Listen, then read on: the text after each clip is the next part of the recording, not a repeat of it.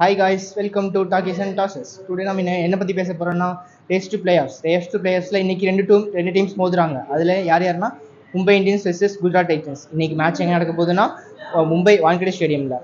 இதில் பார்த்தீங்கன்னா ரெண்டு டீமே வந்துட்டு டாப் 2 பிளேசஸ் வந்து பிடிக்கிறதுக்காக ரொம்ப ரொம்ப ஃபைட் பண்ணுவாங்க. குஜராத் வந்து சைலண்டாக மூவ் பண்ணிட்டு இருக்காங்க டேபிள் டாப்க்கு வரதுக்காக. மும்பை இந்தியன்ஸும் லாஸ்ட்டாக ஒரு 7 மேட்சஸ் கான்சிக்யூட்டிவ் வின் பண்ணியிருக்காங்க. ஸோ அப்படிங்கும்போது இன்னைக்கு மேட்ச் வந்து டபுள் சைடாக தான் போக சான்சஸ் இருக்கு. யார் வின் பண்ணுவாங்க அப்படின்றது ஜட்ஜ் பண்ண முடியல என்னால். இதை பற்றி ஸ்ரீராம் அவங்க தாட்ஸை ஷேர் பண்ணுவாங்க உங்ககிட்ட. அண்ட் மோர் இம்பார்ட்டன்ட், இன்னைக்கு மேட்ச் வந்துட்டு குஜராத் டைட்டன்ஸ் வர்சஸ் மும்பை இந்தியன்ஸ்னால லாஸ்ட் டைம் இவங்க ரெண்டு பேரும் ஃபேஸ் ஆஃப் பண்ணும்போது பார்த்தீங்கன்னா குஜராத் வந்து ஒரு மேசிவ் அட்வான்டேஜ் இருந்துச்சு. ஏன் அப்படின்னா மும்பையோட one of the main pillar யாரு? ஜஸ்பிரீத் பும்ரா கேம்ல கிடையாது. அப்போ வந்துட்டு GT had a massive advantage and Mumbai Indians போட்டு மெதிச்சு நொறுக்கி தள்ளிட்டாங்க லாஸ்ட் டைம். ஆனால் இந்த வாட்டி பார்த்தீங்கன்னா ரிட்டர்ன் ஆஃப் தி பெரிய ஜெயண்ட் அங்கே ககிசோ ரபாடா இஸ் ரெடி அப்படின்ற மாதிரி சொல்லியிருக்காங்க. ஸோ அவரோட கம்பேக் இன்னும் பூஸ்ட் பண்ணுமா? ஏற்கனவே பார்த்தீங்கன்னா குஜராத்துக்கு பவுலிங் செம கன்னு. ரஷீத் கானா இருக்கட்டும், சாய் கிஷோரா இருக்கட்டும், இங்கே பவுலிங் இப்போ ககிசோ ரபாடா இருக்கட்டும், சிராஜ் இருக்கட்டும், பிரசித் கிருஷ்ணன், இவங்க எல்லாமே ஹார்ட் ஹிட்டிங் லைன் பவுலர்ஸ்னால அடின்னு ஏற்றுற பவுலர்ஸ். ஸோ அந்த மாதிரி இருக்கிறப்ப அவங்களுக்கு இன்னும் மேசிவ் அட்வான்டேஜ் இருக்கும். அண்ட் வான்கடே நல்லாவே பார்த்தீங்கன்னா நல்லா ஸ்டீப் பவுன்ஸ் நல்லா பிச் பண்ணி நல்லா கீப்பர் கேரி ஆகிற மாதிரி பவுன்ஸ் இருக்கிற ஒரு விக்கெட்டு. ஸோ மும்பைக்கு இன்னொரு அட்வான்டேஜ் என்னன்னு பார்த்தீங்கன்னா அந்த சைடில் அவங்களுக்கு வந்துட்டு என்றைக்குமே மும்பையும் சரி எங்கேயும் சரி அவங்க 200+ ஸ்கோர் பண்ணிட்டாலே ஷுவர் வின். அவங்க டிஃபெண்ட் பண்ணுறதுக்கு எல்லா பேஸஸும் கவர்டாக இருக்காங்க. ஃபீல்டிங்காக இருக்கட்டும், பேட்டிங்காக இருக்கட்டும், எல்லாமே கன்னாக வச்சுருக்காங்க மும்பை சைடு. அது வந்து அவங்களோட மேசிவ் அட்வான்டேஜாக இருந்திருக்கு. ஆனால் எனக்கு ஒரே ஒரு பெரிய கொஸ்டின் மார்க்காக இருக்குது. என்ன குஜராத் சைடில் பார்த்தீங்கன்னா அவங்களோட சாய் கிஷோர்ன்ற சைலண்ட் வெப்பனை ஏன் வந்துட்டு கொஞ்ச நாளாகவே அமைக்க வச்சுருக்காங்கன்னு எனக்கு புரிய மாட்டேங்குது. ஏன்னா நீங்கள் எல்லாருக்குமே தெரியும் ராஷித் கான் தான் ஒரு மெஜிஷியனாக இருந்திருக்காங்க. எந்த டீம் ஆடுறனாலும் சரி, அவர் எஸ்ஆர்ஹெச் ஆடுற டைமாக இருக்கட்டும், இப்போ ஜிடி ஆடுற டைமாக இருக்கட்டும் last டைம்லேருந்து.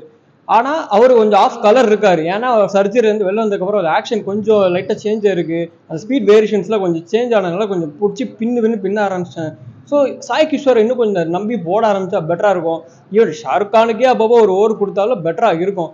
And Washington Sundar even he can chip in. Gujarat Titan சொல்றதா இல்லை உங்க குஜராத் தமிழ்னு சொல்றா? பிகாஸ் ஏன்னா வந்துட்டு நல்ல தமிழ் கிரிக்கெட்டர்ஸ்க்கு நல்லாவே ஸ்கோப் கொடுத்துருக்காங்க. ஸோ இன்னும் பெட்டர் ஆப்பர்ச்சுனிட்டிஸ் இருக்குன்னு நான் நம்புறேன். அபவுட் நெக்ஸ்ட் வீரா ஒரு டீட்டெயிலாக சொல்லுவேன்.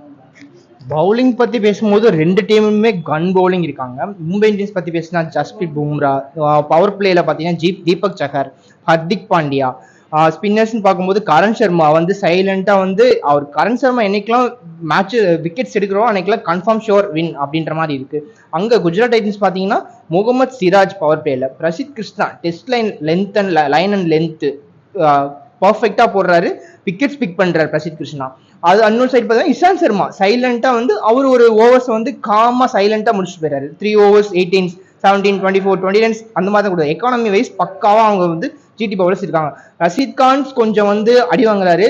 அந்த ரஷீத் கானுக்கு 4 overs கம்ப்ளீட் பண்றதுக்கு 2 overs 3 overs கொடுத்துட்டு சாய் கிஷோர் யூஸ் பண்ணலாம். ஏன் யூஸ் பண்ண மாட்டான்னு தெரியல. இன்னைக்கு வாஷி ஆடுவாரா ஆட மாட்டாரான்றத டவுட்டா தான் இருக்கு. ஸோ அப்படிங்கும்போது இன்னைக்கு மேட்ச் வந்து who can feel first that the team is will the match today அப்படின்றத என்னோட தாட்ஸ். ஸ்ரீராம் உங்க தாட்ஸ்.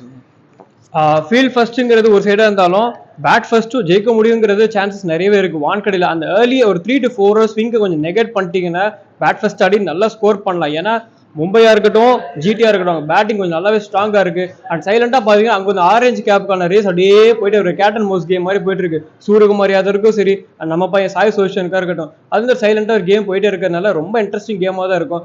பட் ஆனா என்னோட ஏர்லி ப்ரெடிக்ஷன்ஸ் பாத்தீங்கன்னா இன்னைக்கு Mumbai is going to go through. அவங்க வின் பண்ண போறாங்க தான் தோணுது. They will be on top of the table. It's be going very interesting game. Veera உங்க ப்ரெடிக்ஷன்ஸ் எப்படி? நான் வந்து இன்னைக்கு ஜிடி வின் பண்ணுவாங்க அப்படின்ற மாதிரி என்னோட தாட்ஸ் நான் சொல்றேன். தேங்க்யூ, பாய்.